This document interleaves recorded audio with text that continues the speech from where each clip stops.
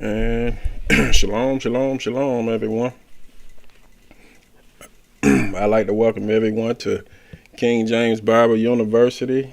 I'm your host this evening, Elder Martin, and I definitely want to appreciate each and every one of y'all for joining with us. So I guess before I get started, because I see I got a little lag, but if everybody can hear me, can you just put I in the chat?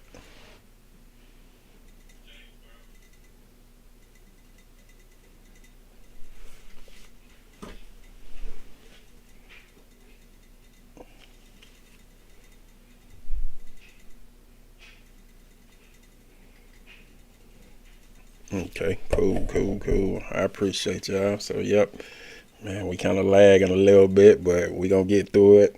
So, I definitely appreciate each and every one of you all for joining with us. As I said, I'm Elder Martin with the King James Bible University, as well as the House of the Lost Sheep, as well as a student with the House of JEHOVAH. So, I definitely appreciate y'all once again for joining with us. So, as we get back into this series, Adam, where art thou? So, before we get started, we'll do as we normally do to, do a little house cleaning. So I want to, bring forth these announcements that each of us bring when we coming out. So let me be clear that we here at the King James Bible University, as well as the House of the Lost Sheep and the House of JEHOVAH, and, everyone that teaches here, we are not affiliated or associated with any Christian organization, any Black Hebrew, Israelite, Christian street camp organization, Islam, Judaism. You can just basically say, any other religious group. We don't share or trade information or any resources with any of those ones that's, under that. We don't use concordances, exegesis, what it is, Torahs, books of the dead. Now, we don't do any of those. We don't, like I say, join ourselves to any of those that come from these different cemetery schools and these outside places that basically has nothing to do with God.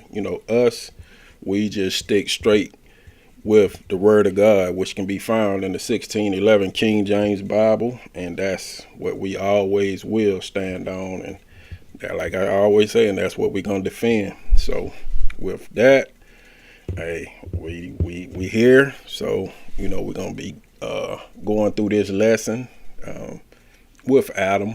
Where art thou? Dealing more so.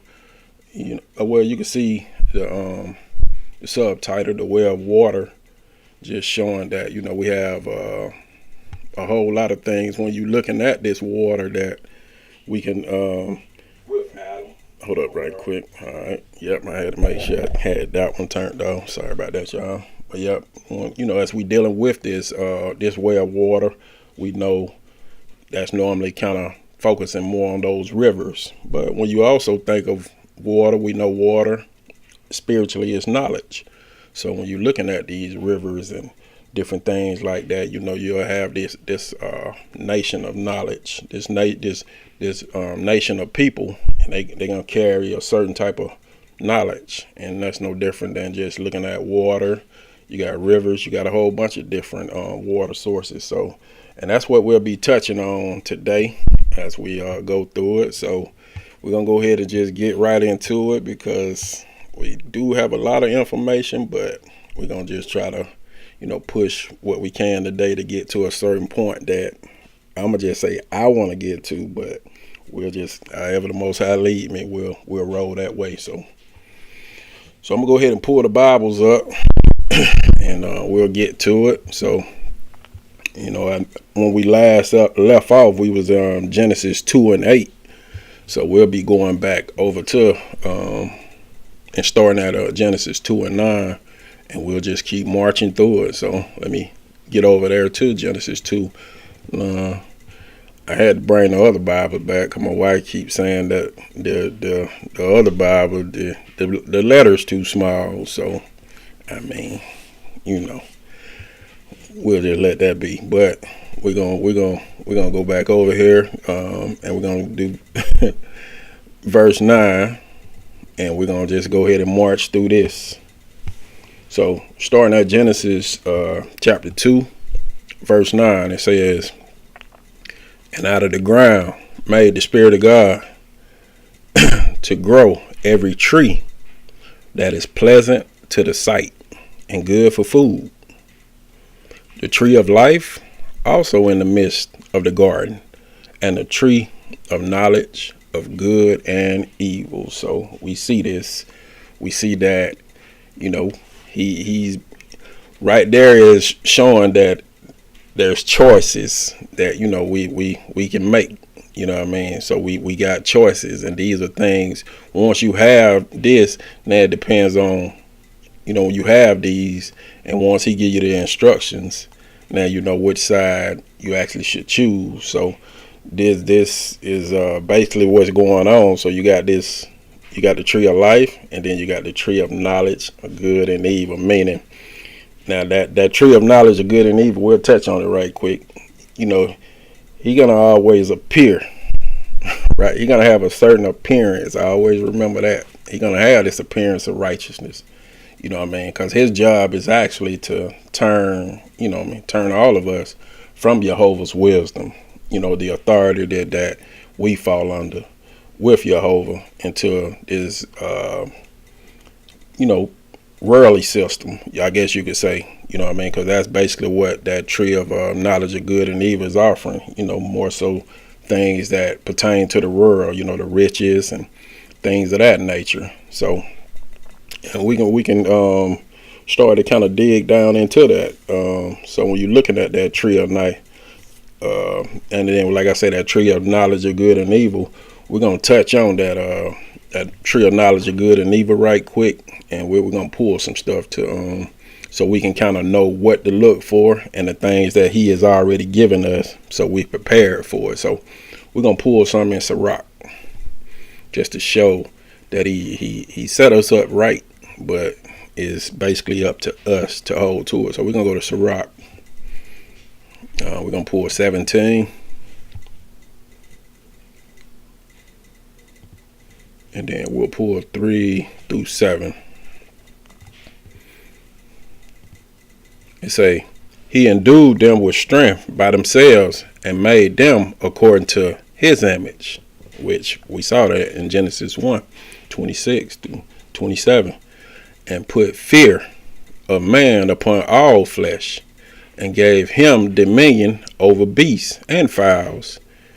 They received the use of the 5 operations of the Lord, and in the 6th place he imparted them understanding, and in the 7th speech, and an interpreter of the cogitations thereof, counsel, and a tongue, and eyes, ears, and a heart gave he them to understand. Withal, he filled them with knowledge of understanding, right? And showed them good and evil. So he showed them good and evil. So he gave, like I said, he gave everything that we need. I don't know why these Bibles blinking, but if I have to, I'll just pull another one. Yeah, my wife's saying the Bible too small. Y'all hold up. Let me try to make that a little bigger. Sorry about that, y'all. Man, hey, she got on glasses and still can't see, but we good, y'all. All right. So we see he showed them good and evil. So he basically put everything in place for us in the beginning. So it is never any excuse. Once he imparted everything that we need, we should be good to go. So we're gonna pull some in Revelation.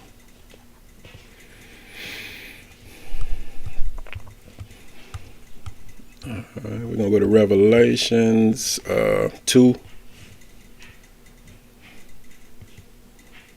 I need to get my Bible. All right, Revelations 2, and then we'll pull verse 7.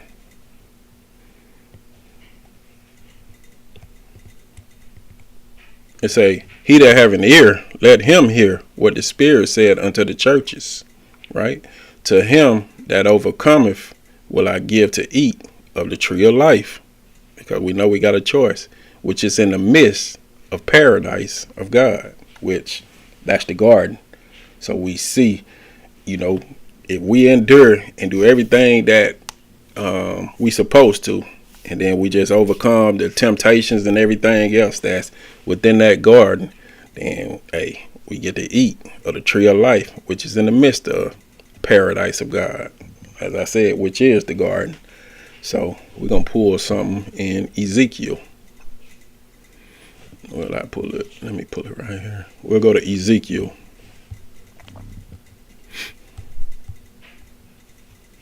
Ezekiel.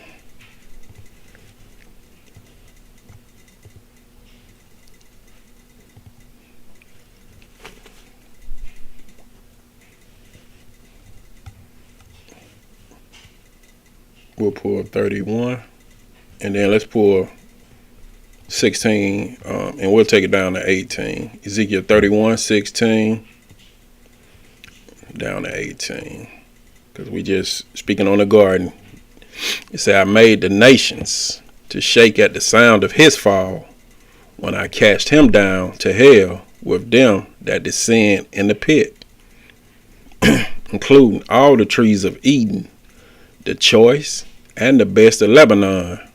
All that drink water shall be comforted in the nether parts of the earth.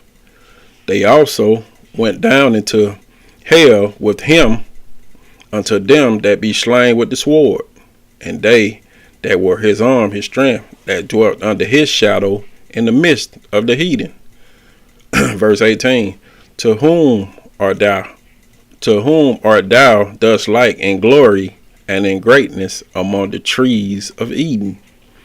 Yet shall I be brought down with the trees of Eden unto the nether parts of the earth. Thou shalt lie in the midst of the uncircumcised with them that be slain by the sword. This is Pharaoh and all his multitude, says the Creator God. So we see what's actually going on. So we, in that garden, so if we learn of this doctrine, right, this one of good and evil, right, then it's just actually showing that we taking on that way of Pharaoh, right, that king of sin. And we see actually what'll be our end. We'll be slain, by the sword. So we have to, like I say, it's more so on that decision to choose between the tree of life and the tree of knowledge of good and evil. And that's basically what we kind of touching on. But I want to pull something right quick. Let's go to Revelations. We just gonna walk a little bit, and then we'll kind of get off into it. But we're gonna go to Revelation and then we'll pull chapter 8.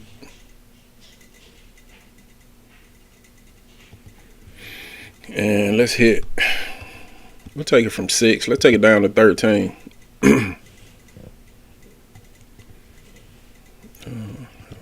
Okay. It say, and the 7 angels, the 7 messengers, which had 7 trumpets, right, prepared themselves to sound. The first messenger sounded, and there followed hail and fire mingled with blood.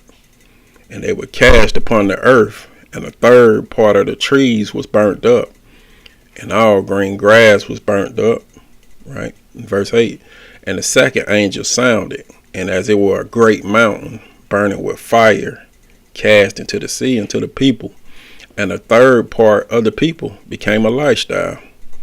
And the third part of the creatures which were in the sea was in the multitude of people, and had life died.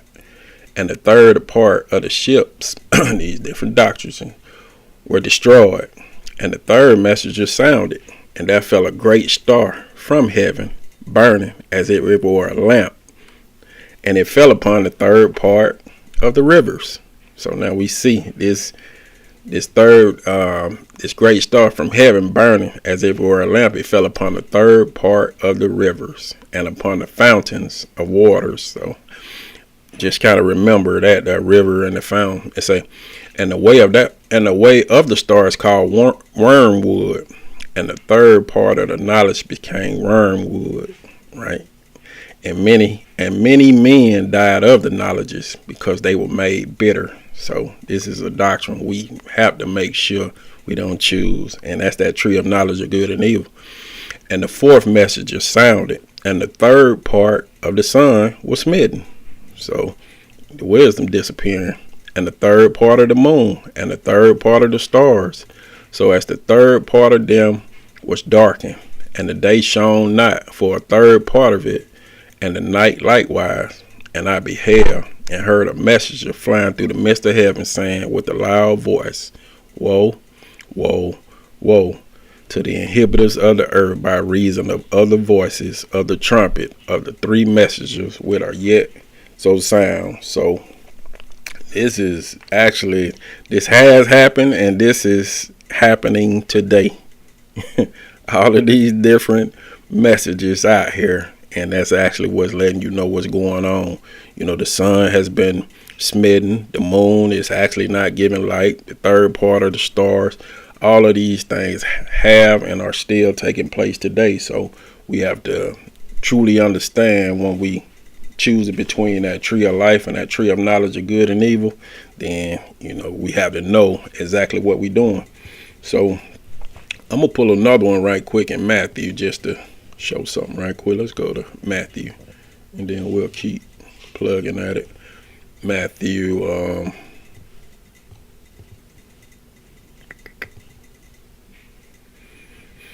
where we at? 7. Matthew 7. And we're going to pull 15. We'll do 15 through 19. It say, beware of false prophets. We'll take it to 19. Beware of false prophets which come to you in sheep's clothing. That's the tree of life. But inwardly they are ravening wolves. Ye shall know them by their fruits, by their works. Do men gather grapes of thorns, or figs of thistles? Even so, every good tree bringeth forth good fruits, but a corrupt tree bringeth forth evil fruit. A good tree cannot bring forth evil fruit, neither can a corrupt tree bring forth good fruit.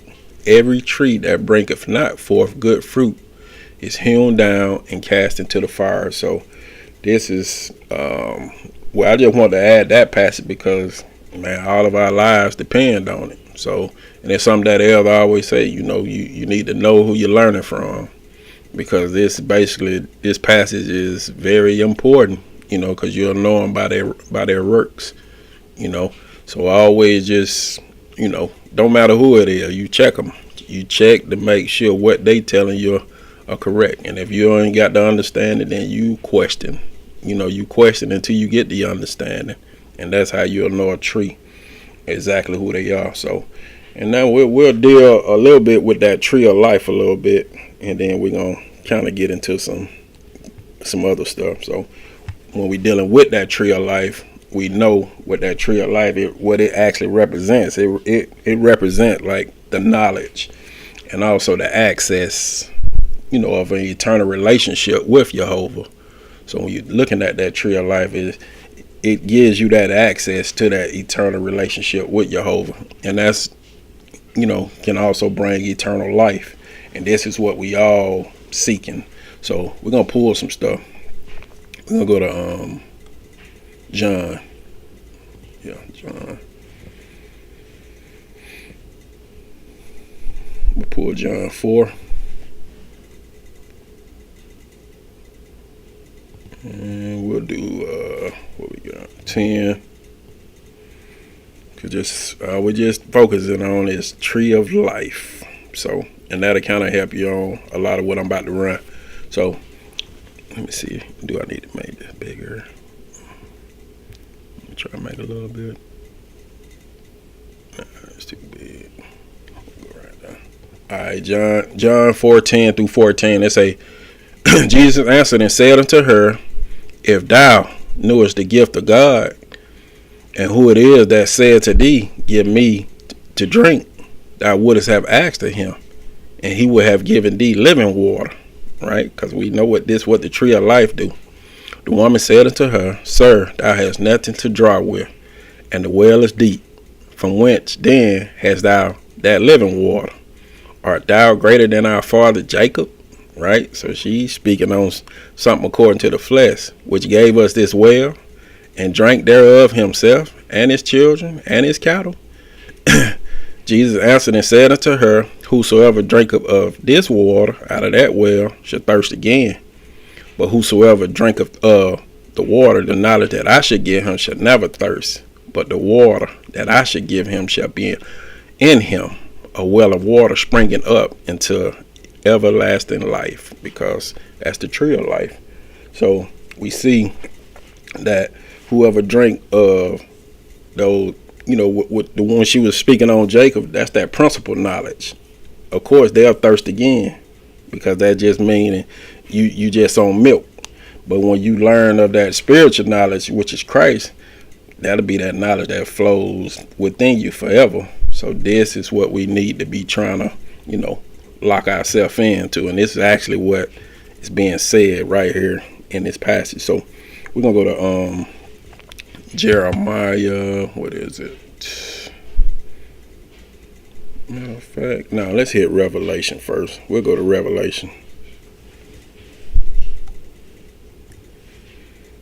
Revelation.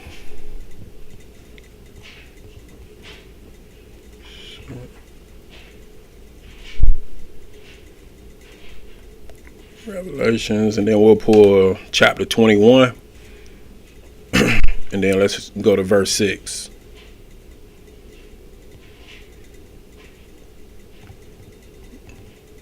It say, and he said unto me, it is done.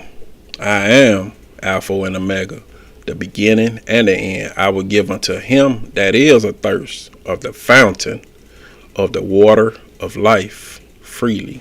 So that water of life and that tree of life, they all runs together, showing this is what comes through the tree of life, that water of life, and you'll get that freely. So he's that, Jehovah is that fountain. He's that source, that water of life that, constantly feeds us. And this is, like I said, the things that we need. So we're going to pull something in Isaiah.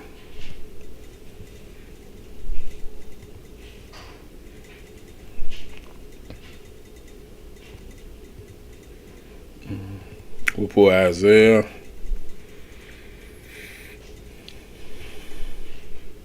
All right, Isaiah. We're going to go to 49. And let's pull verse 10. Verse 10, yeah.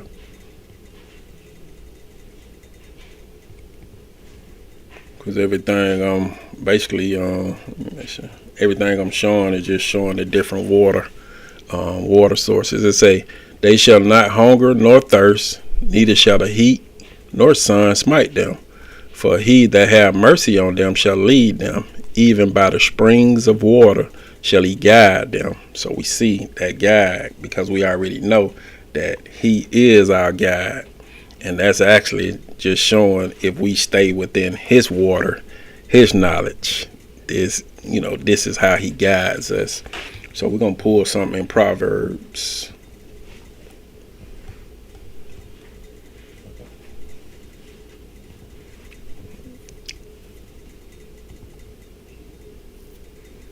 Proverbs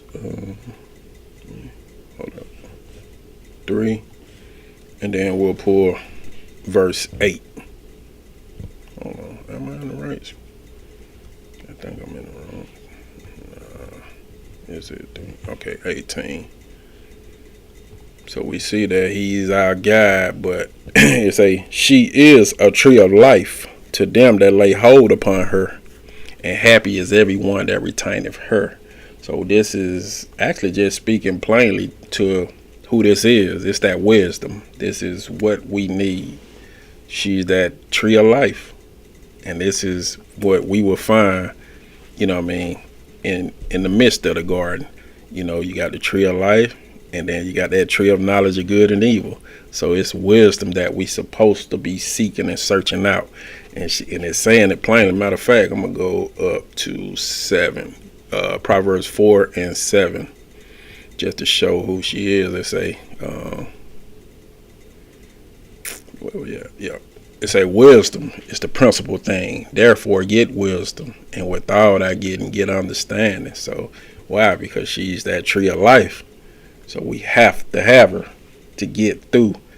Or, I'm going to just say to get through this world. This is what we need, that wisdom. So we're going to go ahead and, I wanted to run that just to show, the decisions we will have to make while we here, because everything that went then, it still goes on even now, where a garden has been planted and we have decision to make between the tree of life and the tree of knowledge of good and evil. So it's nothing new under the sun. So just because you looking at these stories, of our forefathers, all of this still relates to what goes on now, that tree of life and that tree of knowledge of good and evil. So will we be like our forefathers and pick a certain tree, or will we decide to hold to what JEHOVAH has offered us and basically gave us everything we need to get through this? So with that, we're gonna get into some. I'm gonna just say myself, right? I work for a water company, right? And with that, they have this water system, and it's called like a watershed, and that's basically what I work for, a watershed, right? So when you're thinking about a watershed, it's everything goes off a water system. So, and I want to basically because this is going to help us out later on when we look at a physical water system, right? When you look at this physical water system, you're going to have many components to it. So, and then you're going to have, because a lot of it depends on rainwater. So when you get this rainwater, and then you'll have melted snow that comes down from, we'll just say mountains, hills, valleys. All of these actually just form rivers. They form rivers, streams. You can look at brooks, creeks, ponds, and you got many other water outlets, right? But always remember, you got the fountain, right? That is that main source where other springs actually they sprout from. So it'll be like that it'll be almost like that main water fountain that's coming down, and then you'll get other little things that come off from it, that are branch from it. And that's basically how the water system actually go. So we're going to look at a few of them. So, and then also remember when I say these different components of the water system, you can look at them physically because I'm going to explain them physically, but I'm going to put some precepts with them, but still know that these are still people. So I want you to keep that in your mind too. So when we get down later, when you see stuff like fountain, rivers, streams, brooks, just know these are still people also. So, and the first one we're going to start with, so you can write down fountain, so you can look at fountain. You can put that as like the source of water, right? It'll be that source of water that comes from the mountain. And we're going to pull some in Psalms.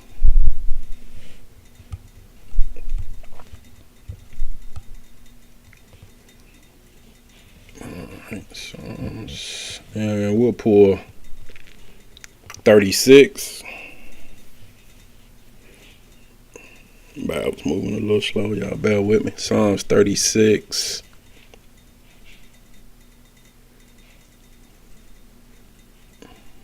All right, Psalms 36, and then we'll go to verse 9. So you can, because we on fountain right now. It said, for with thee is the fountain of life, in thy light shall we see light. So we see in his light we shall see light. So just know that's that fountain, that's that source of water. So this is something that I wanted to bring out first, because all of these are still showing within that water system. And then we'll pull another one. We'll go to Sirach.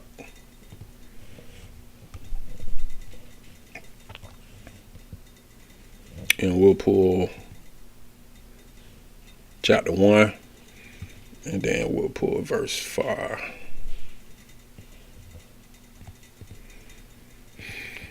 They say, the word of God most high is the fountain of wisdom. So we see it's that source of wisdom. So we know that word of God is the source of wisdom, and her ways are everlasting commandments. So we got fountains. So I'm gonna just go through a couple of them. I'm gonna kind of go through them a little quick. So then now we got rivers, right? You can look at rivers. They like large flowing bodies of water, but still put that as, these are large nations of people. You can put it as that also.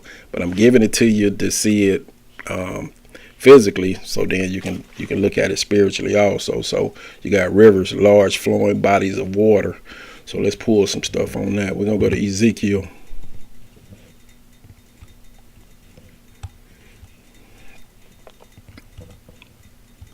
We're gonna go to Ezekiel chapter 32,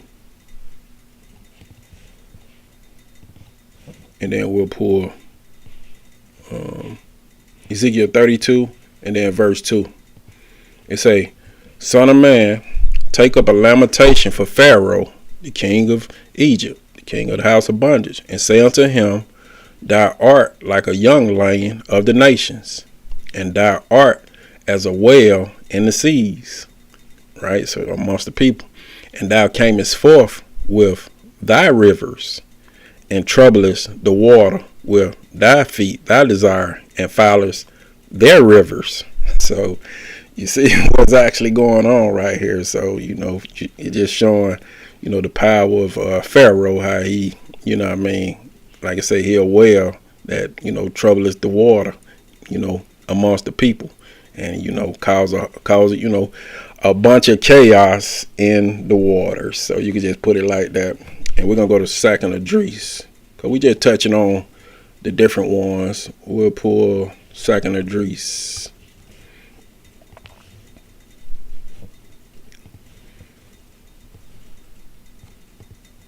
Second Esdras 5.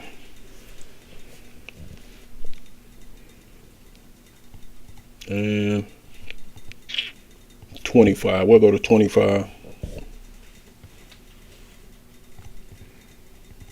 It say, and of all the depths of the sea, of all the depths of these people, thou hast filled thee one river, right?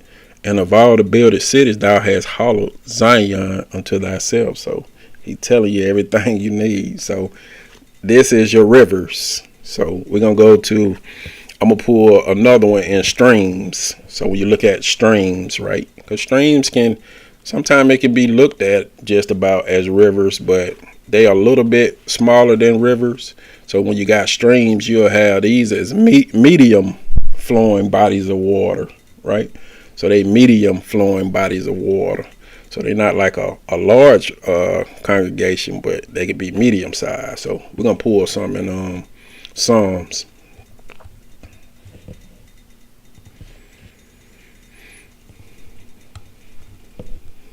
And we're going to go to chapter 78. We on streams, y'all. Psalm 78, and I'll take it from 16. And let me see. We'll take it down to 20.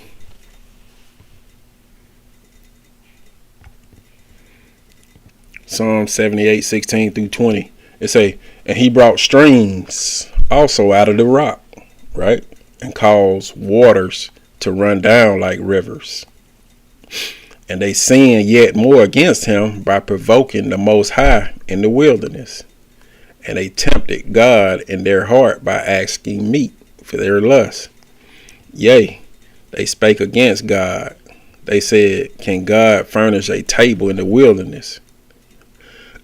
Behold, remember, he smote the rock, that the waters gushed out, and the streams overflowed. Can he give bread also? Can he provide flesh for his people? So we see this is those streams, like I said, that this medium flowing bodies of water. So, or you could say it's mid-size nation of people. You know, they ain't large, but they're just mid-size. And I'm gonna pull another one to go with it. We're gonna go to Isaiah right quick.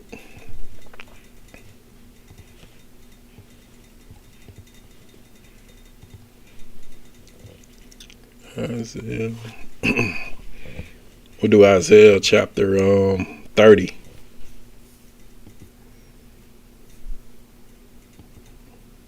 And let's go to verse 25. Isaiah chapter 30, verse 25. It say, and there shall be upon every high mountain, right, and upon every high hill, rivers and streams of water in the day of the great slaughter, when the towers fall. So you can see all these different, like you say, you got the mountain, you got the high hills, you got the rivers, you got the streams of water, all of these different amounts of nations of people. And in the day of great slaughter, when the towers fall. So we seeing that all of these are the different components in that water system. And I'm gonna pull one other one, because we know we have this within there. So we're going to look at brooks, like brooks. So when you look at brooks, right, you can look at those like small flowing bodies of water. So you can look at them just like a little small, we'll just say like a little small community. You know what I'm saying? So they'll be more so like that. So they small flowing bodies of water. So we'll pull some stuff to kind of get a better look at it. We're going to go to 1 Kings.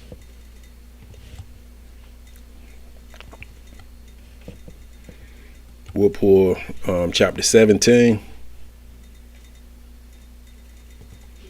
1 Kings 17. And we'll go from 3 down to 7.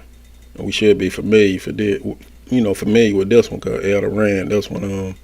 It say, get thee hence and turn eastward and hide thyself by the brook Cherith, right? So this amongst this small community that is before Jordan.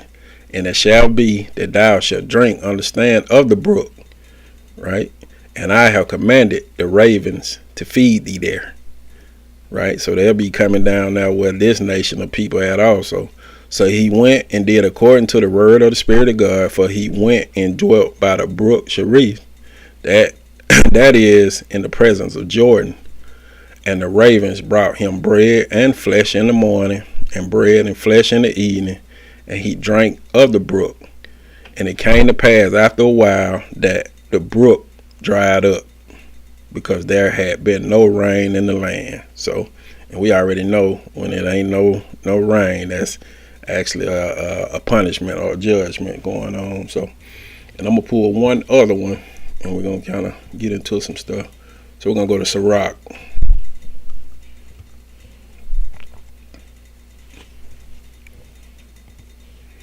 Sirach. Let's hit 24.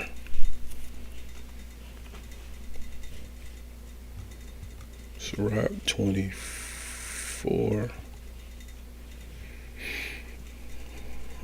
And we're going to do 29 through 31, y'all. 29 through 31. Just touching off on the brooks, and then we can get to it.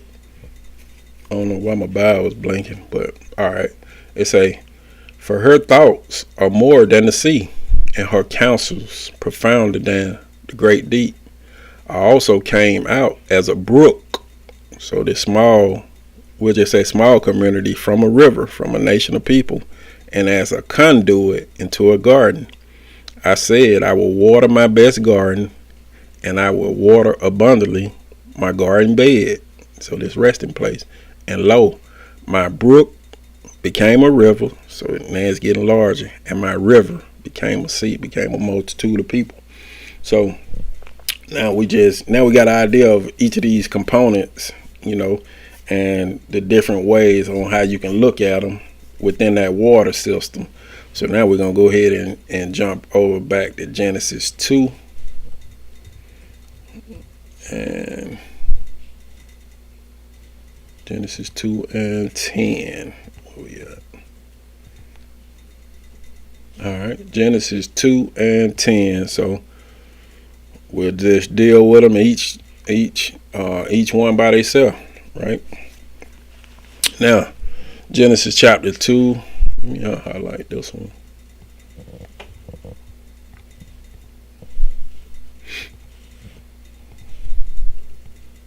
Genesis 2 and then verse 10. All right.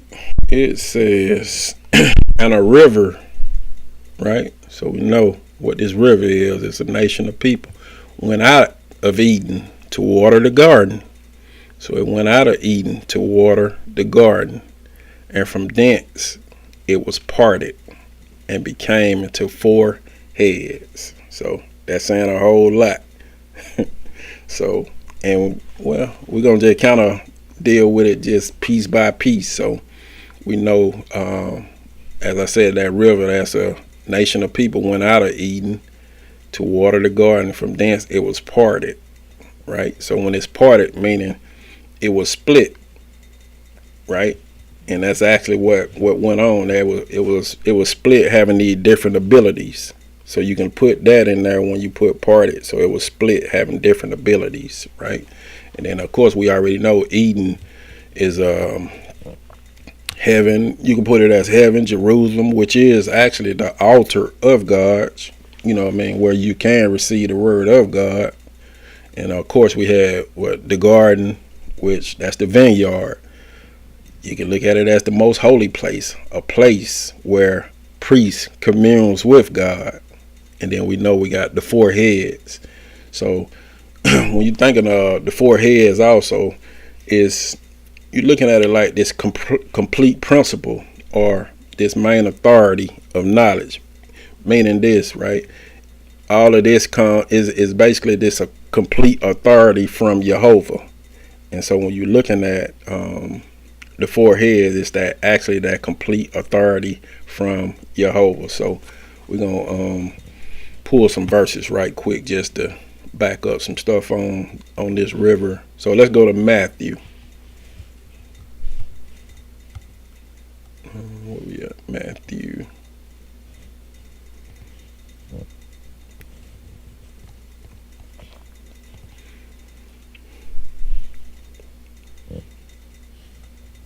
And we'll pull 25. And we're going to go to 15.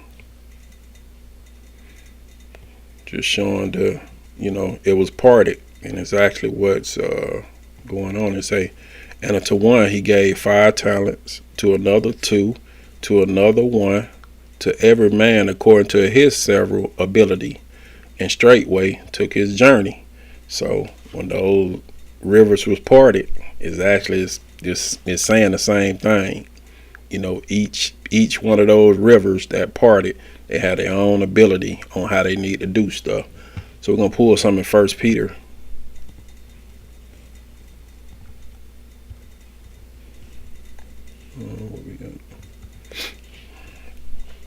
First Peter, we'll do 4. First Peter 4. And then we'll pull 11. First Peter 4 and 11.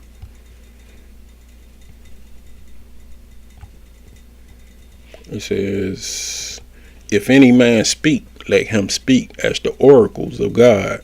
And if any man minister, let him do it as of the ability which God giveth, that God in all things may be glorified through Jesus Christ, of salvation of the anointed one, JEHOVAH, to whom be praise and dominion forever and ever. Amen. So we're going to pull something in Sirach.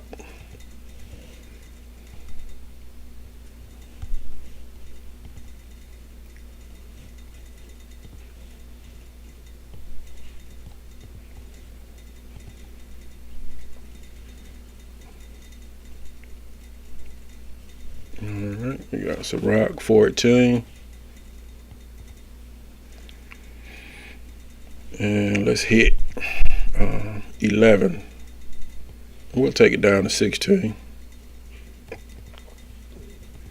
It say, my son, according to thy ability, do good to thyself, and get a creator his due offering. Remember that death will not be long in coming, and that the covenant of the grave is not showed unto thee. Do good unto thy friend before thou die, and according to thy ability, stretch out thy power and give to him. Defraud not thyself of the good day, and let not the part of a good desire overpass thee. Shalt thou not lead thy travails unto another, and thy labors to be divided by lot? Give and take, and sanctify thy soul, for there is no seeking of dainties in the grave. So all of this is, like I say, things that we need to see with those rivers when they parted. All of these are instructions that's within these rivers. So I'm gonna pull one other one in John. John, and we'll do 5, and then let's pull verse 17. John 5 and 17.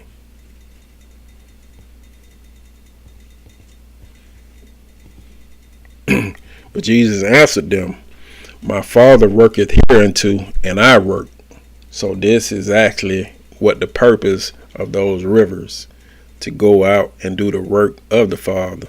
So we just wanted to add that in there just to show that, everything that's been what the Father did in the garden,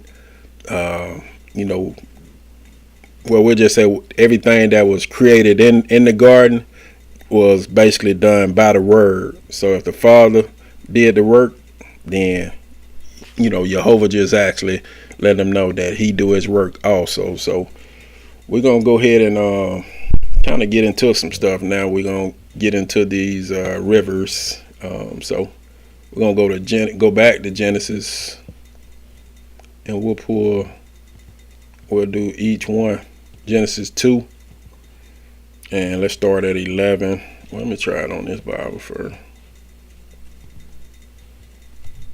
Genesis 2. Okay, yep, this would be better. Genesis 2 and 11. All right. So we know from 10, I read it again and then read 11. It's saying a river went out of Eden. So this one river went out of Eden to water the garden, and from thence it was parted and became into 4 heads. So now you got 4 heads that came. Now the way of the first is Pison. So we see that's a lot. So we got Pison, right? And it's that is which compasses the whole land of Havilah, where there is gold. So we're gonna kind of get off into that when you're looking at Pison, right? Well, I'll pull up the spirit because I'm gonna try to go through this a little quick. So we'll pull Pison.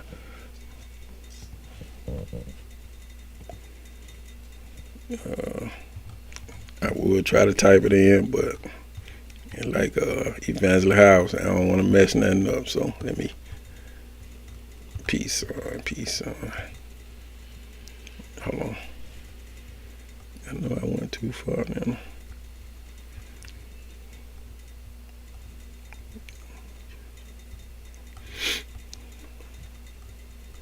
Yeah, bear with me. I might have to punch it in. Let me see. Let me type it in, y'all. Peace. I know I'm doing something wrong, so y'all better. All right, there we go. See, peace on the great diffusion of waters. So it's that great diffusion of water of knowledge, that flowing stream. So that's peace on, right? So it's that, them flowing streams of knowledge.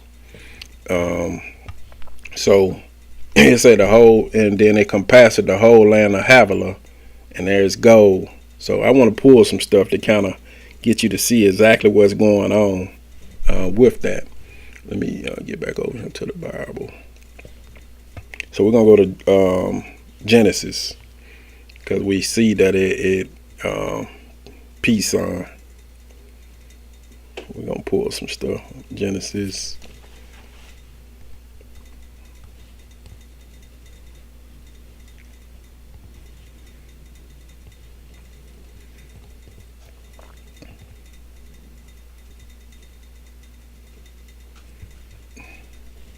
All right, Genesis 10.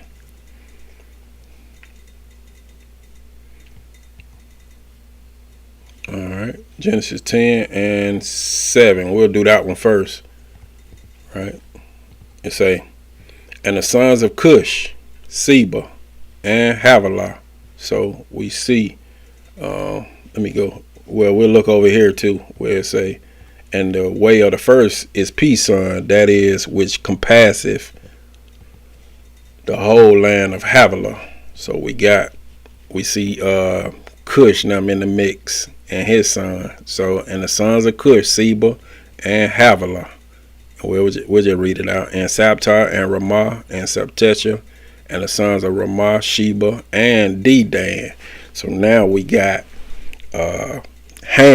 We can say Ham because this is offspring. We got Ham them in the mix. so now we got that river flowing down through where Ham is, and then like it says, it's gold there.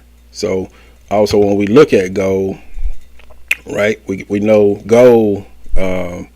You can look at gold at, because I might have to, because I wrote out a lot of stuff, but y'all will be able to find them in the spiritual dictionary. So we know when we look at gold, right, we got gold. It can be substance, it can be men, and then it say what we at, because I know I've been on took quite a while dealing with that. I'm gonna read verse 12 because I need to kind of pair a lot of this together. It say the whole land we'll go back to that one. It say the way of the first is Pison, that is, which compasseth the whole land of Havilah, where there is gold, and the gold of that land is good. There is Bezalel and the onyx stone. So write all that down because we need all that. So we got Bezalel. When you're looking at that Bezalel, that's to be value. Is value. Is manna. You can put precious stones, like having a relationship with JEHOVAH. So when you're looking at that Bezalel, put it that way. Then you got the onyx stones. When you got onyx stones, trust me, y'all, it's in the spiritual dictionary. You got the onyx stones. It's so when you're looking at onyx stones, right, you justify them.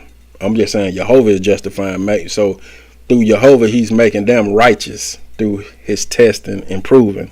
So that we can become those jewels that he wear.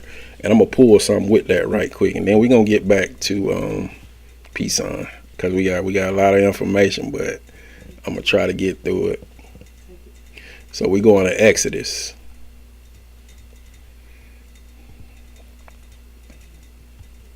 Exodus chapter 39, and then we're gonna pull 13.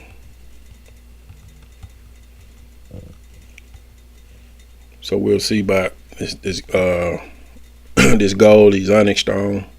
13. Then we'll put 14, so you can see exactly what's actually going on in Havilah. Let me see. It say, and the fourth row, a beryl and an onyx, right, and a jasper. They were enclosed in the ouches of gold in their enclosing. So these are on the breastplate, meaning near the ark. It say, and the stones were according to the ways of the children of Israel, 12 according to their ways, like the engraving of a signet, everyone with his way according to the 12 tribes.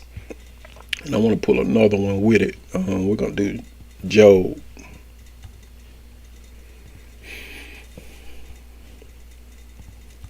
And we'll pull 28. And let's hit 16.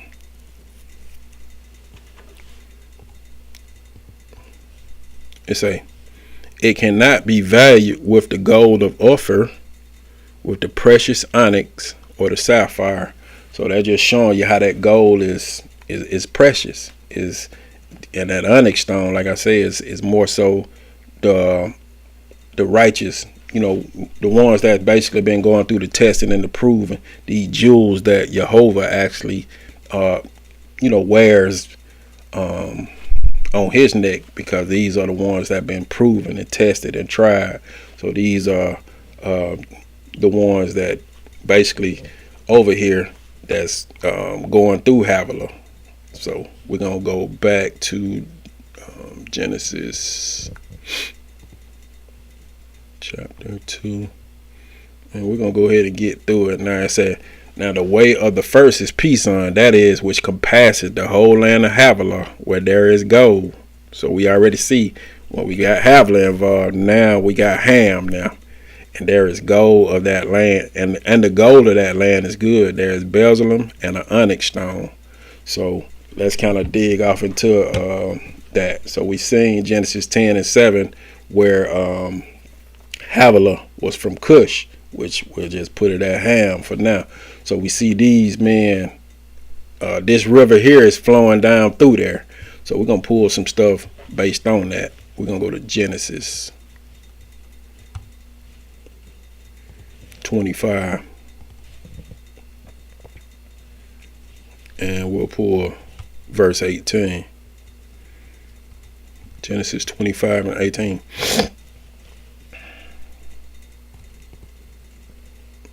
It say, and they dwelt from Havilah unto Shur, that is, before Egypt, or the house of bondage, as thou goest toward Assyria. And he died in the presence of all his brother. So we see that's you got a whole bunch of we'll just say a whole bunch of people that's lumped together, and we're gonna start to unpack it. So now we're gonna go back to Genesis 10.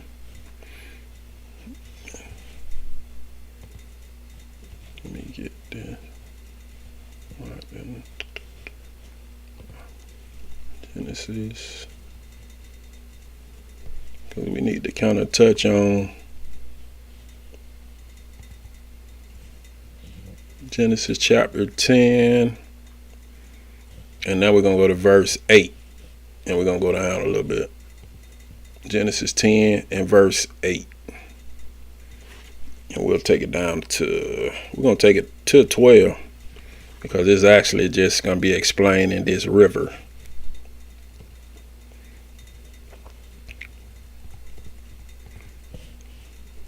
All right, so it say, and Cush begat Nimrod. He began to be a mighty one in the earth. He was a mighty hunter in the presence of the Spirit of God. Wherefore it is said, even as Nimrod, the mighty hunter in the presence of the Spirit of God. And the beginning of his kingdom was Babel, so that's Babylon, and Erech, and Akkad, and Calneh in the land of Shinar. Shinar is important, so you can write that one down.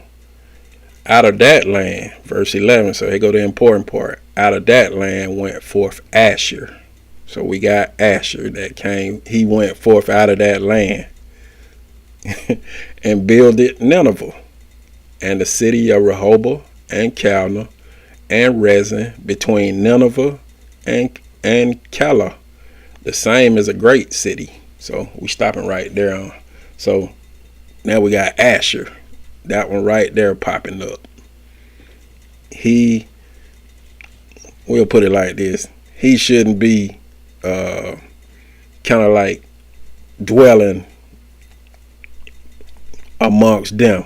He should just be doing what he need to do. But we're gonna pull some stuff just to show what I'm trying to say. We're gonna kind of dig on Asher right quick. Let's go to Genesis.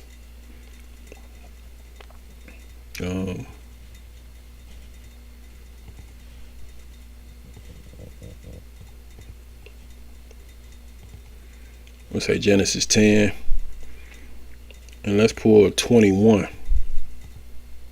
and then let's take it to 22. Let's say unto Shem. So we got Shem, and then you had Ham, them over there. Also, the father of all the children of Eber, the brother of Japheth, the elder. So Shem was the eldest. Even to him were children born. All right, here we go. The children of Shem, Elam and Asher. So Asher is from Shem. And now you got Arphaxad and Lud and Aram. So now we see Shem is actually hanging out over there with we say Ham offspring, Cush now. You know what I mean? So you could just put it like he hanging with Nimrod over in that same area. He over in that area. So let's pull some stuff right quick. We're gonna go to Ezekiel, because we already see he mixed over there in that land of Shinar, but we're gonna pull some stuff to kind of validate it. We're gonna go to Ezekiel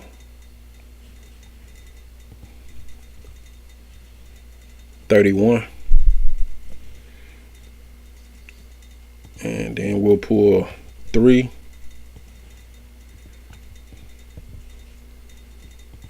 And let's take it down to 10.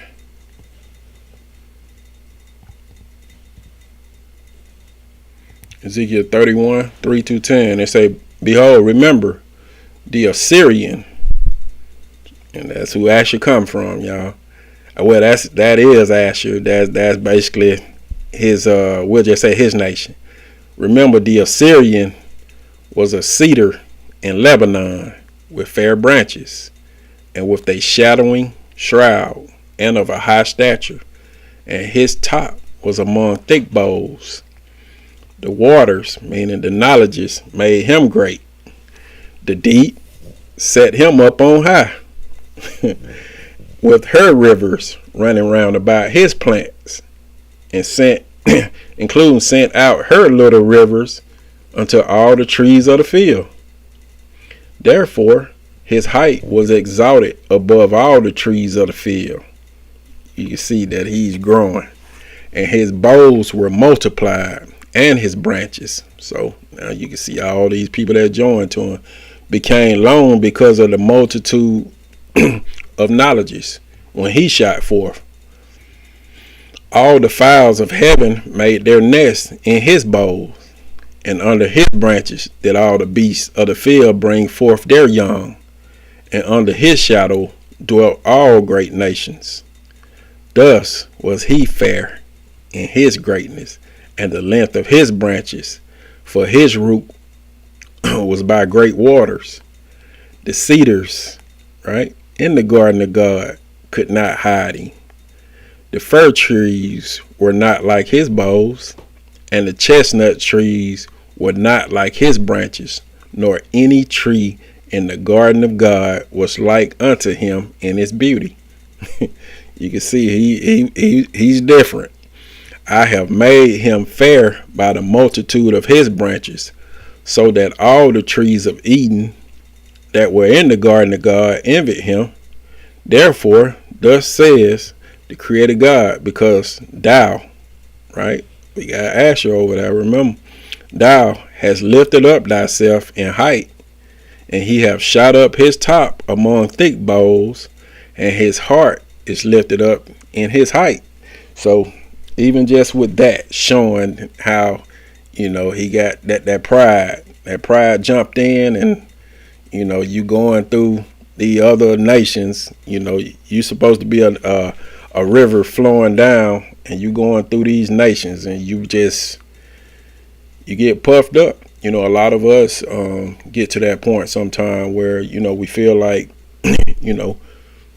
we got this truth now. We better than others.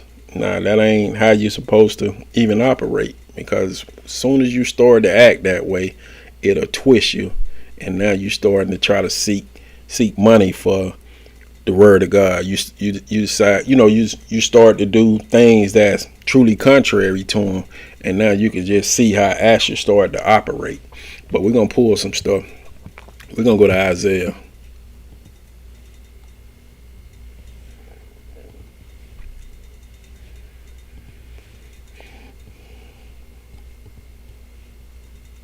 Isaiah, and we got 8.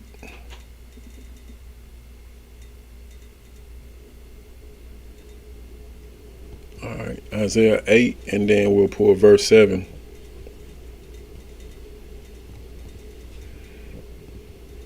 It say, now, therefore, we'll start. It say, now, therefore, remember, the Creator bringeth up upon them the waters of the river, strong and many, even the king of Assyria and all his glory. And he shall come up over all his channels and go over all his banks. So we see that this is a powerful guy, or this, you can just basically say this is a powerful nation. And a lot of times we was, when we get out of line, this same river is the one that comes to bring that correction. So we're going to pull some stuff, though. We're going to go to Isaiah 30. Matter of fact, I'll just stay right here. Isaiah chapter 30. And let's pull a verse. It say, woe to the rebellious children, said the Spirit of God, that take counsel, but not of me, and that cover with the covering, but not of my spirit, that they may add sin to sin, that walk to go down into Egypt, right into the house of bondage, and have not asked at my mouth to strengthen themselves in the strength of Pharaoh, and to trust in the shadow of the house of bondage. So this is just showing that JEHOVAH knowledge is precious. So it shouldn't be mixed with any type of unrighteousness. So with this river going down through Havilah, surrounding through in the land of Shinar, if you get to a certain point, then all this confusion actually is going to be what takes you down. And this is how you can actually see what's going on with Asher, and that's why you see this verse. You basically cover yourself with the strength of Pharaoh. And you trusted in the shadow of Pharaoh, and that's basically don't do nothing but brings on that confusion. So we're gonna pull some in 2 Chronicles right quick. 2 Chronicles. We're going to go to 32. And we'll do 32. We'll do verse 3 through 4. It say, he took counsel with his princes and his mighty men to stop the waters of the fountains which were without the city. They did help him. So there was gathered much people together, who stopped all the fountains and the brooks that ran through the midst of the land, say, why should the king of Assyria come and find much knowledge? He shouldn't. So this is actually Hezekiah basically really drawing that line in the sand, so that those the ones of Assyria don't come and basically gather from the knowledge that's actually what's going on, under Hezekiah watch. So we're gonna pull. So when we actually sit there and think about peace sign, right? We should know by now that that's Asher. Asher is peace sign, and that's why when we went to we're gonna go back over there, Genesis, right here. It say Genesis 10:11. It said, "And out of that land went forth Asher and builded Nineveh," right? And the city Rehoboth and Calah. So once we see that, we see that should automatically just take us somewhere to show that these are still God people, but they just decided to do what they wanted to do. So I want to show you some with those ones in Nineveh, and this should automatically take us there. We're gonna go to Jonah.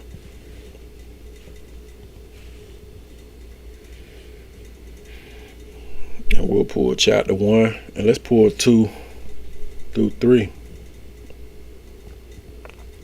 And say, "Arise, go to Nineveh," these same ones,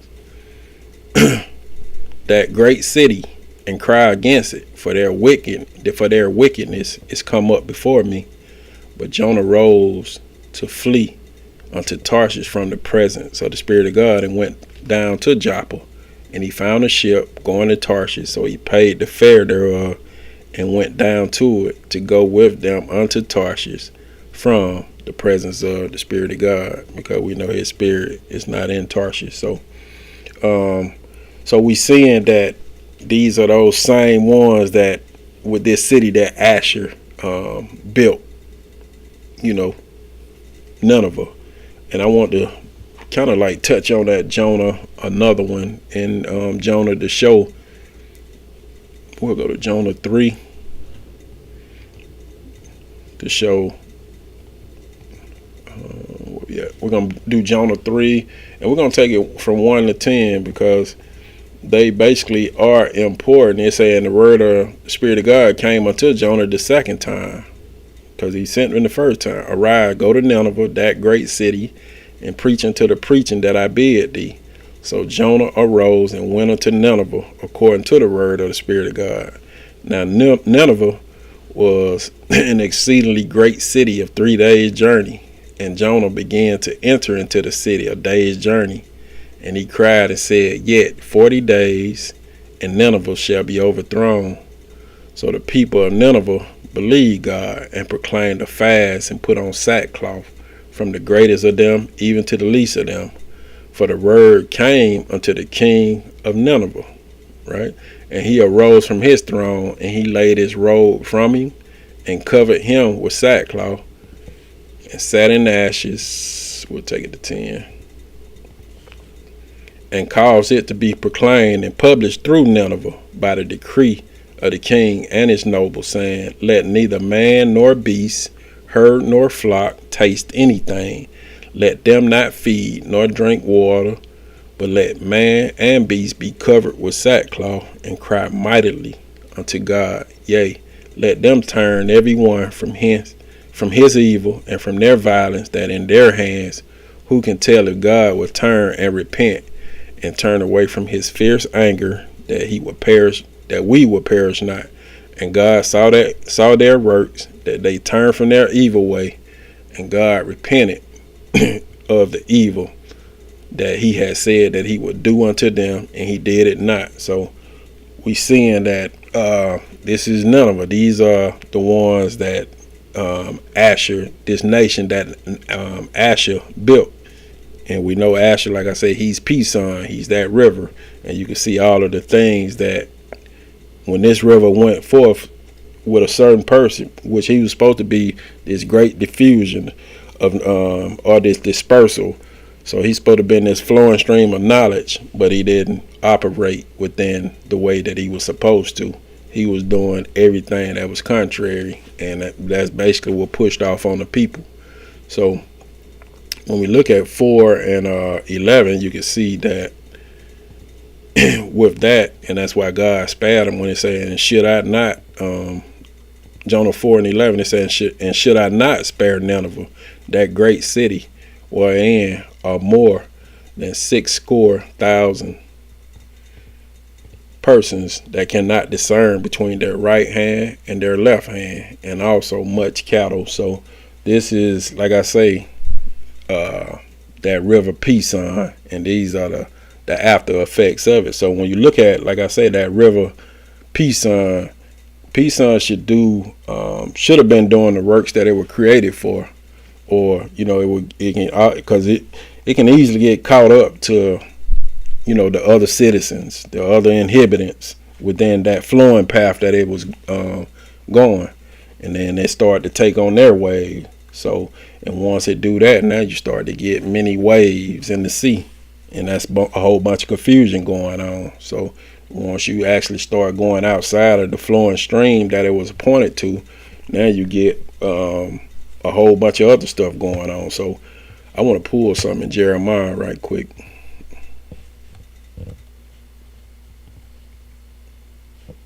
Jeremiah. I'm going to pull 5. And let's hit 23.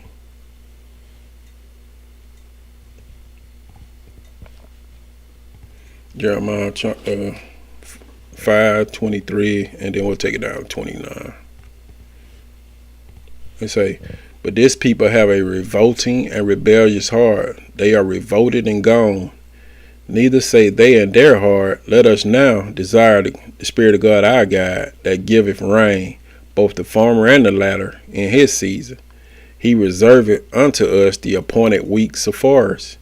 Your iniquities have turned away these things, and your sins have withholden good things from you.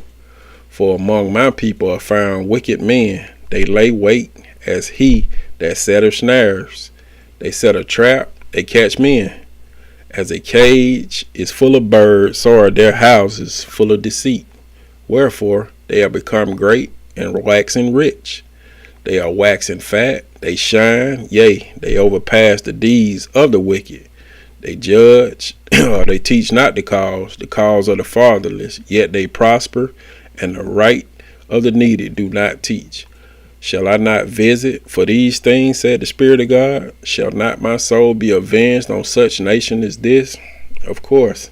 And that's Zasher. That's, like I said, it's Pison. This is actually what goes on when that river flows, and it don't flow in the correct direction. So now these are things that becomes appointed to us. So now we're gonna go back to Genesis, and we'll pull chapter 2.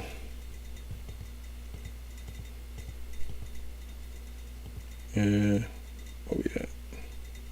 13. Genesis chapter 2, and then verse 13.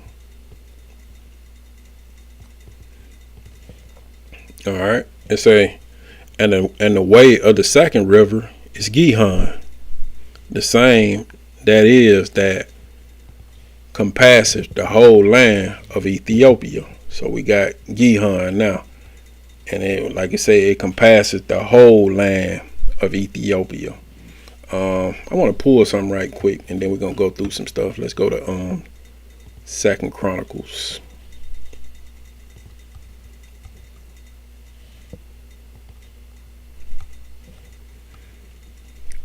(32), and we'll pull verse 30.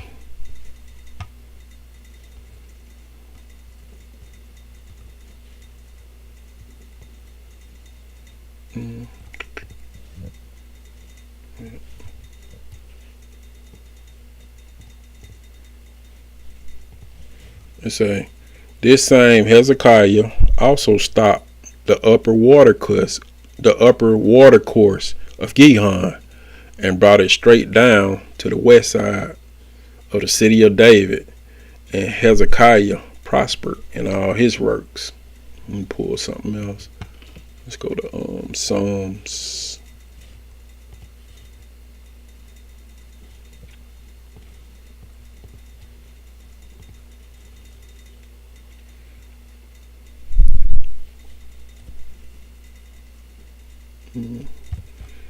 All right, Psalms. We're gonna pull chapter 68,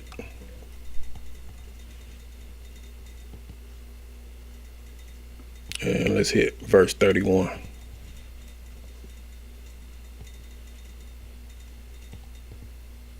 It say, princes shall come out of Egypt. Ethiopia shall soon stretch out her powers unto God. And I'm going to pull another one. In Psalms 87.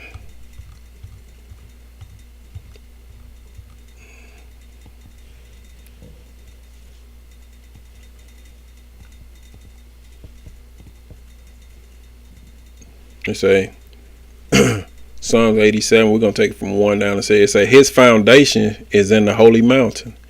The Spirit of God loveth the gates of Zion more than all the dwellings of Jacob. Glorious things are spoken of thee, O city of God. Selah. I will make mention of Rahab and Babylon to them that know me. Remember, Philistia and Tyre with Ethiopia. This man was born there, and of Zion it shall be said, this and that man was born in her, and the highest himself shall establish her. The Spirit of God shall count when he writeth up the people that this man was born there. So now we're gonna kind of look at this river, Gihon. So when you think of Gihon, we know it, like I said, it definitely compasses the whole land of Ethiopia. And I want to kind of go through some stuff. So when you look at Gihon, right, think of Gihon as this great breaking forth the waters. It's this gushing fountain bursting forth. And then when you look at Ethiopia, look at that as the land of the south. It's the kingdoms of the earth, and then they're also full of darkness. And also, when you look at Gihon, right? Well, when you think about Ethiopia, we're gonna hold to that right quick because I want to show you some as far as Ethiopia, that river that's in Ethiopia. So in Ethiopia, you have this river called the Nile River. Right, that's basically what you ain't gonna see it like that in scripture, but it's called the river of Ethiopia. But the Nile River, right, it runs from Egypt through Ethiopia, and then it goes down through Assyria.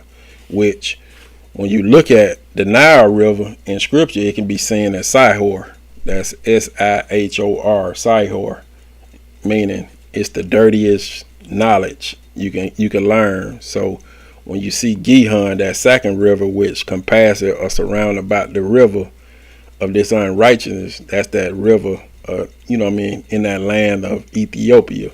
So I want to kind of pull some stuff on that, the rivers of Ethiopia right quick to show you some stuff. So we're going to go to Zephaniah.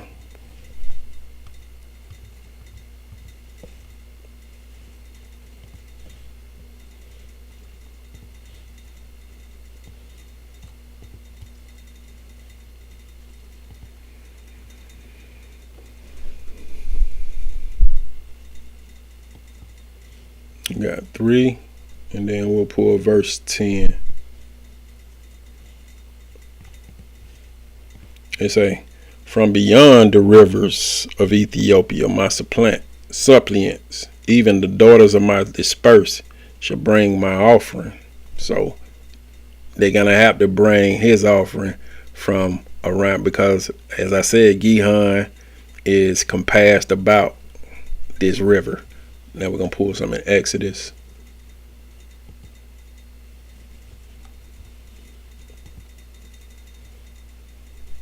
We got 1 and 22.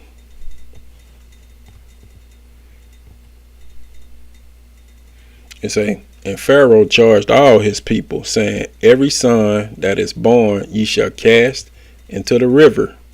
That's that river. The river. And every daughter ye shall save alive. So this is that river that I was speaking on, that river Sihor. So you trying to cast them in that dirty knowledge. So let's pull some in Isaiah.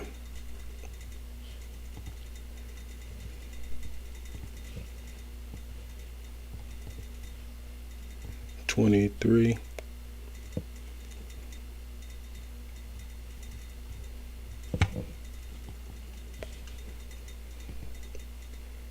And we'll pull verse 3. Let's say, and by great waters the seed of Sihor, the harvest of the river is her revenue, and she is a mart of nations. So that's that river. That's Sihor, as I was speaking on earlier. That's like I said, you can look at Sihor as the water of Horus. That's Horus. That's in the spiritual dictionary. Like I said, it's that dark knowledge. So make sure you put that in there. It's actually that dark knowledge. When you think of Sihor, it's the dirtiest knowledge you can get. So we're gonna go to some stuff on Gihon right quick. Let's pull we'll go to Genesis.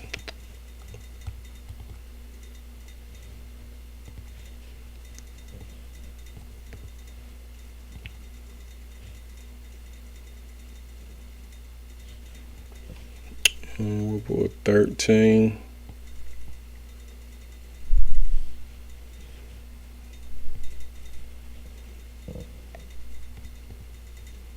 It say Abram went up out of Egypt, he and his wife and all that he had, and Lot with them into the south. And Abram was very rich in cattle, in silver, in gold, and he went on his journey from the south even to Bethel, unto the place where his tent had been at the beginning, between Bethel and Ai, unto the place of the altar which he had made there at the first, and there Abram called on the way of the Spirit of God. So we seeing what's going on right here. Abram called on the way of the Spirit of God. I'm gonna pull another one to pair with it when we go to Genesis 18.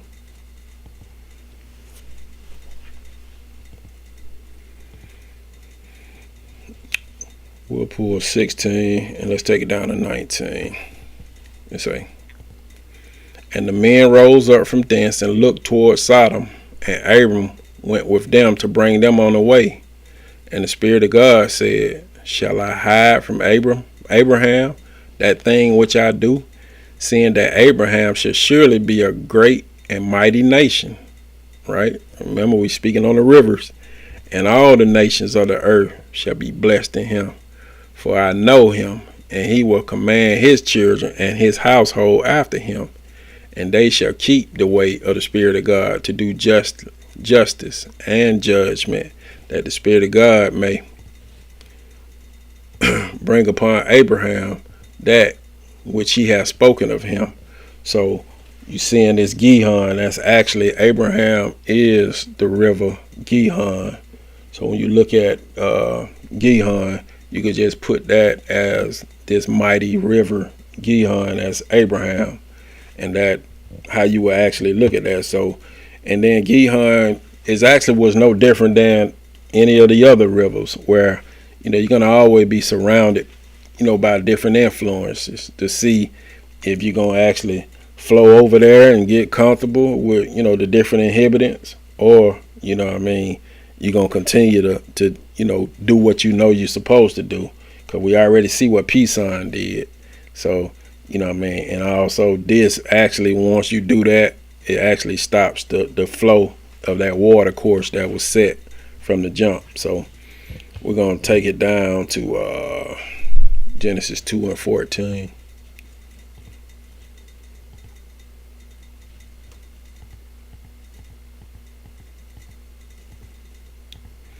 All right.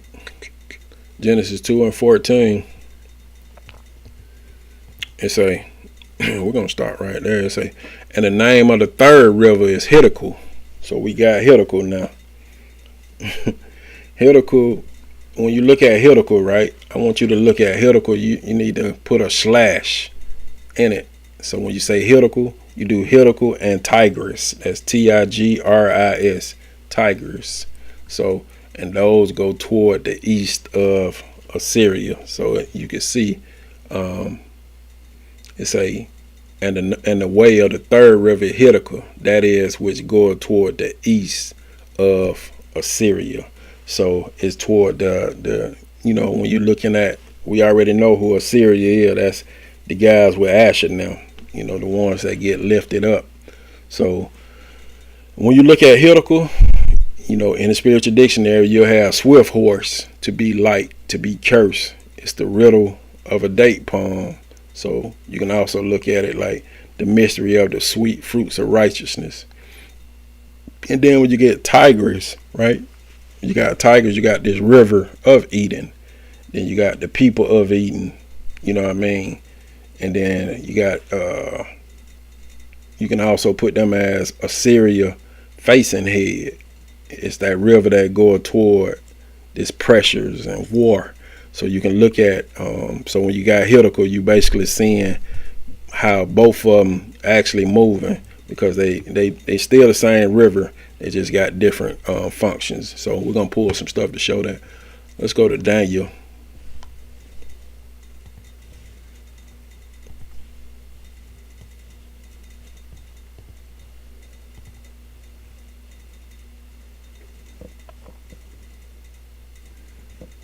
And we're going to pull chapter 10. And let's pull verse 4.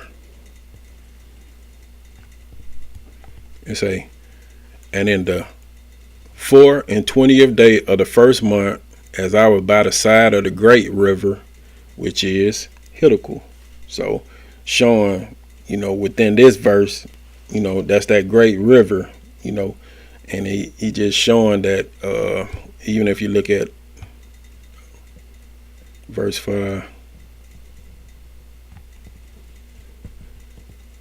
it said, then I lifted up my understanding and looked, and remember a certain man clothed in linen, whose loins was girded with fine gold of Upas. So this is actually just showing that, at this great river, you'll have these visions that, will be open.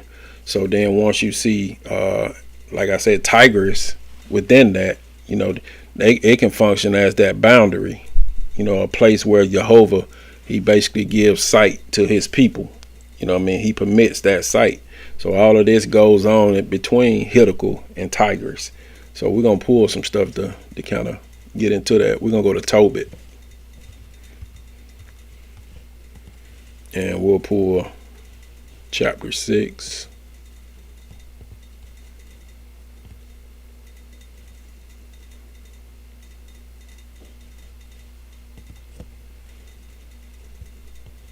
And let's take it from 1 to 4. Tobit 6, 1 through 4. All right. It say, and as they went on their journey, they came in the evening to the river Tigris. That's the same as Hiddekel. And they lodged there. And when the young man went down to wash himself, right, a fish, right? So this prophet leaped out of the river, right? So he, like I said, with that river, you got this nation of people, and will have devoured him. Then the messenger said unto him, take the fish. And the young man laid hold of the fish and drew it to the land. To whom the messenger said, open the fish and take the heart and the liver and the gall and put them up safely. So it's that river of Eden. It's that river that, like I said, that go toward the pressures of war and stuff like that. So when you think of that Tigris, a lot of stuff that goes on where we have to battle and contend for what we know is truth, and a lot of stuff goes on like that at Tigris. So we're going to pull something to show that. We're going to go to Judith.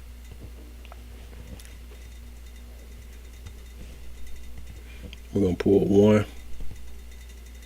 and let's pull verse 6. It say, and there came unto him all they that dwelt in the hill country, and all they that dwelt by Euphrates, and Tigris, and Hiddespus, and the plain of Arioch, the king of the Eliamines, and very many nations of the sons of Shiloh assembled themselves to the battle. So, like I said, it's that river that, going toward, the oppressors of war. And this is the stuff that goes on because, like I said, you have to contend and fight, when you have this truth within the river. And so a lot of things going to always go on within that. So I want to pull some in Sirach, though, to show you some. Sirach.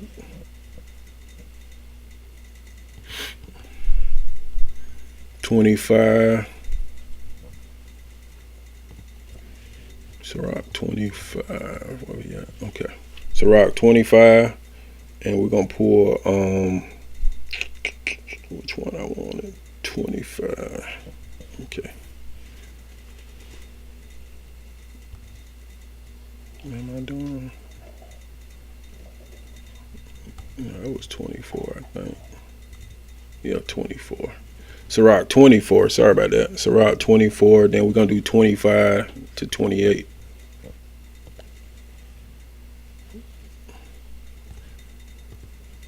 It says, he filleth all things with his wisdoms, as Pison, that's that Pison, and as tigers in the time of new fruits.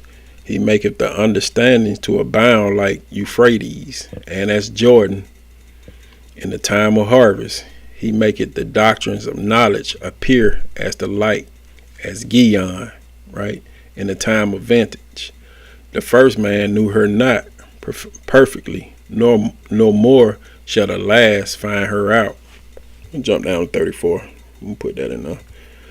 It say, remember that I have not labored for myself only, but for all them that seek wisdom. So this is actually what we actually need. So his knowledge, understanding is actually imparted in these rivers.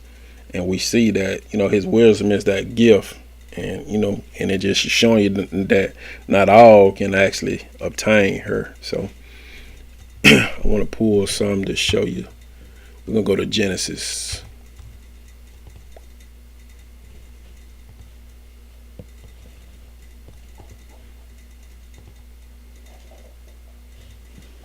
Genesis, and we're going to pull chapter 25.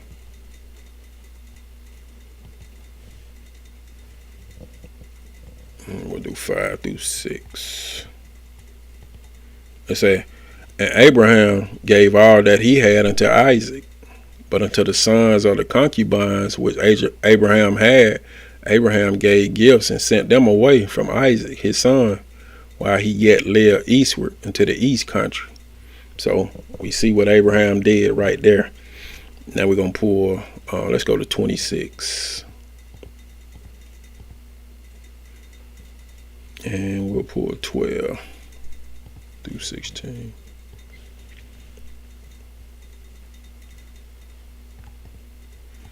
It say, then Isaac sowed in that land and received in the same year 100-fold, and the Spirit of God blessed him. And the man, right, Isaac, waxed great and went forward and grew until he became very great. For he had possessions of flock and possessions of herd and great store of servants. And the Philistines envied him for all the wells which his father's servants had digged in the days of Abraham his father. The Philistines had stopped them and filled them with earth. And Abimelech said unto Isaac, go from us, for thou art much mightier than we. So I want to pull one other one, and then we'll show you some. We're going to go to Genesis 21. Let me do this. Genesis 21. And let's hit verse 12.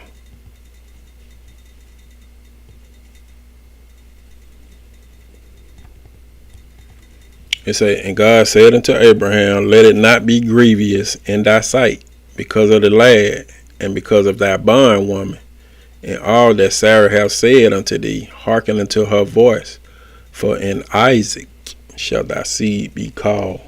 So when you're looking at Hiddekel and Tigris, this is Isaac. So Hiddekel is Isaac. So you can put him down as that river. So we got the third river. So that now they split in 4 ways. So now we got 1 river left.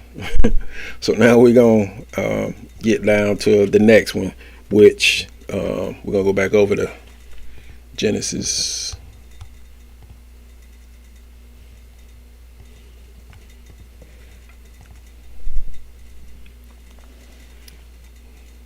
My bad. I could have just did that. All right. Genesis chapter 2. And we're going to pull basically the same one.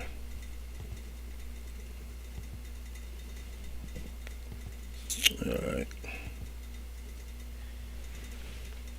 Okay, here we go.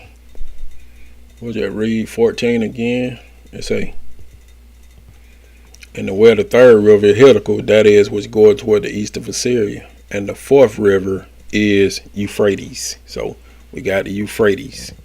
So we know that's our 4th, that's our last river. So now we're going to pull some stuff on that. Let's go to Deuteronomy. Hey, but before I do, Euphrates, right? You can just put that as the good and abounding river. It's that great river, the water of life, or you can put the stream of life. So put that as Euphrates, the good and abounding river, the great river, the water of life, and the stream of life. So we're gonna go to Deuteronomy 1, and then we'll pull 7. It say, turn you and take your journey and go to the mount of the Amorites, unto all the places nigh thereunto, in the plain, in the hills, and in the vale, and in the south, and by the seaside, to the land of the Canaanites, and unto Lebanon, unto that great river, the river Euphrates. So we're going to just keep marching, y'all. We're going to go to Revelations.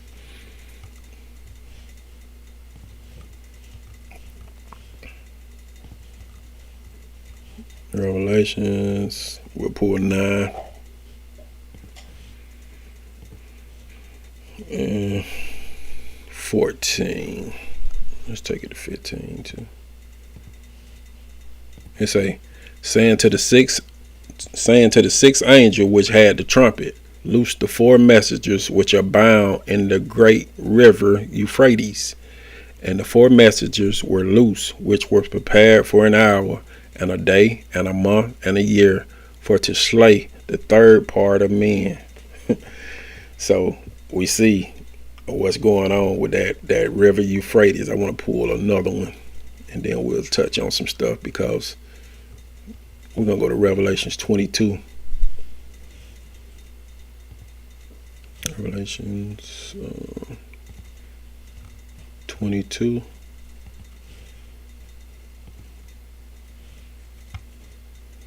Oh, yeah. Okay. There we go.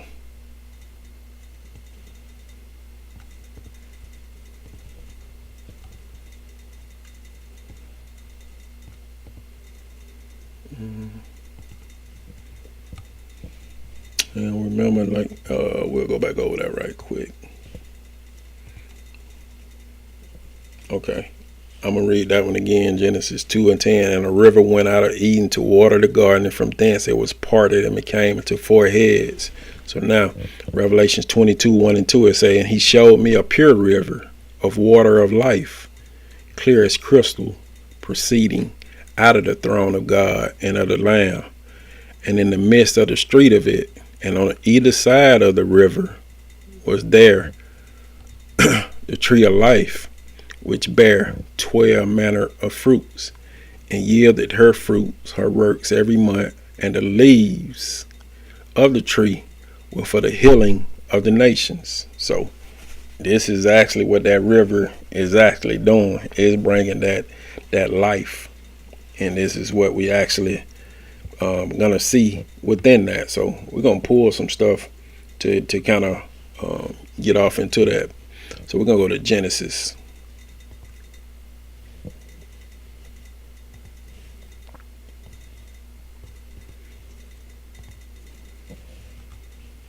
15. And let's pull 18.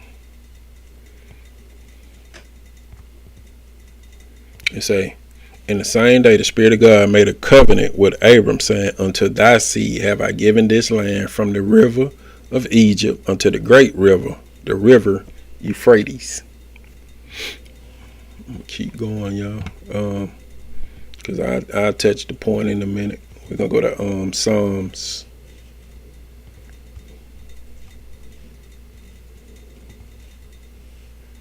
46.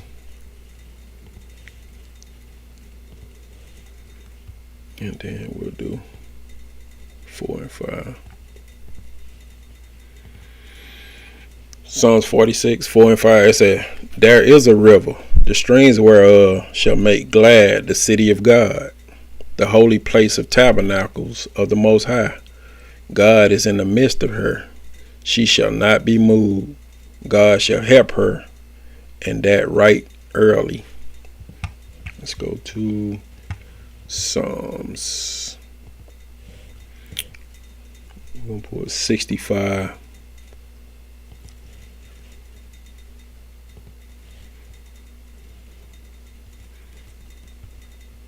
And we'll do verse 9 and 10. It say,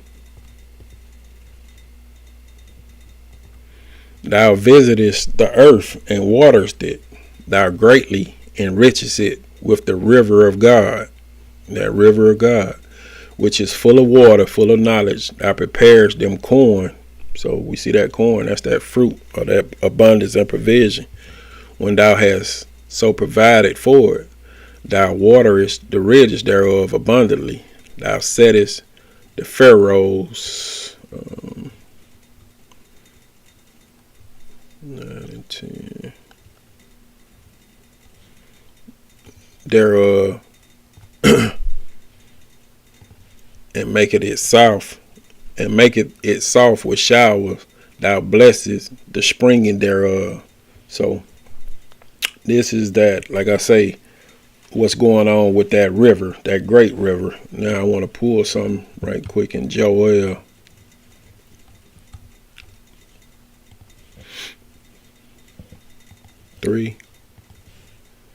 And then let's hit 18.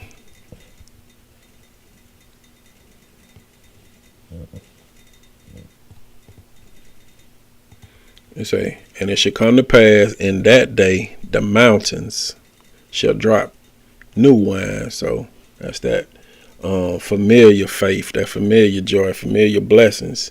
And the hill shall flow with milk, and all the rivers of Judah shall flow with waters. And a fountain shall come forth of the house of the Spirit of God, and shall water the valley of Shittim. So we see all of this is actually it's saying a lot, but I want to pull some other scriptures to show everything that I was just kind of speaking on. I'm trying to get through because I got a whole lot of notes, so I'm just running them. We're going to go to Jeremiah right quick.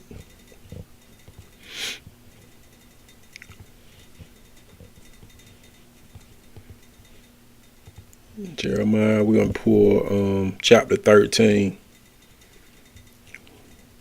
So these here basically say, these will tell a whole lot right here. Jeremiah 13. We do got to run this. We're going to do 1 through 9.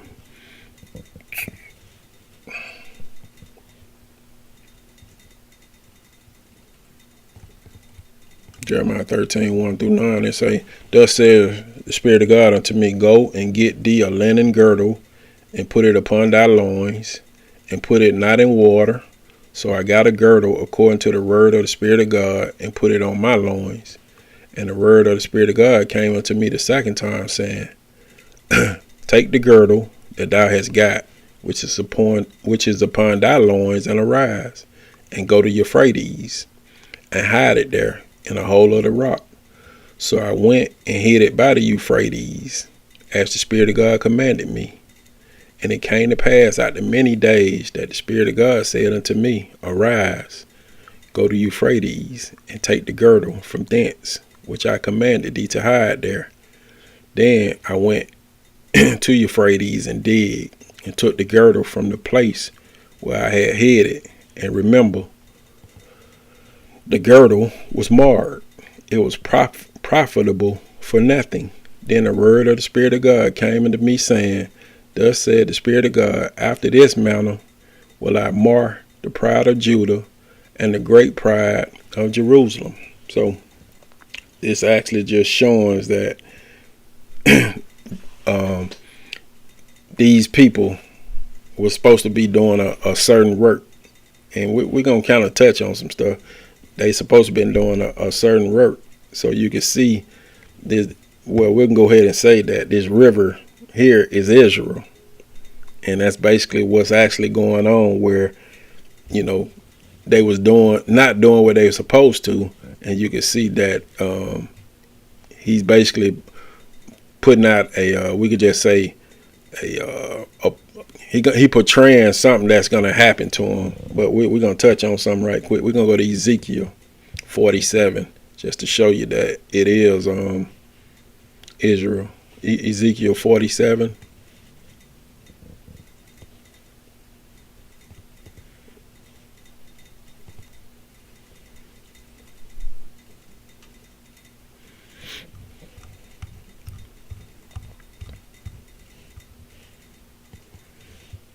And we'll take it from 1 down.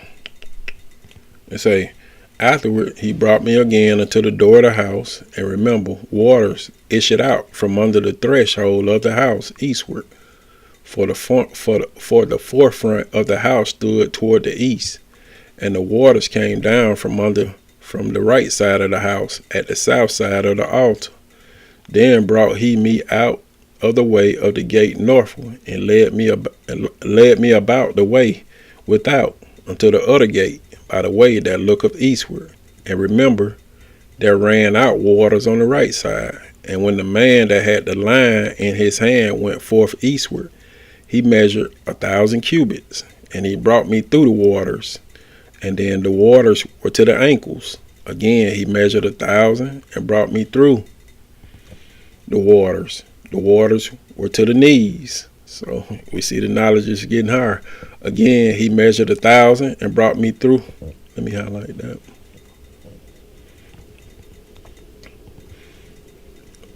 And he measured 1,000 and brought me through the waters, where to the loins. Afterward, he measured 1,000, and it was a river that I could not pass over, for the waters was risen, waters to swim in, a river that could not be passed over.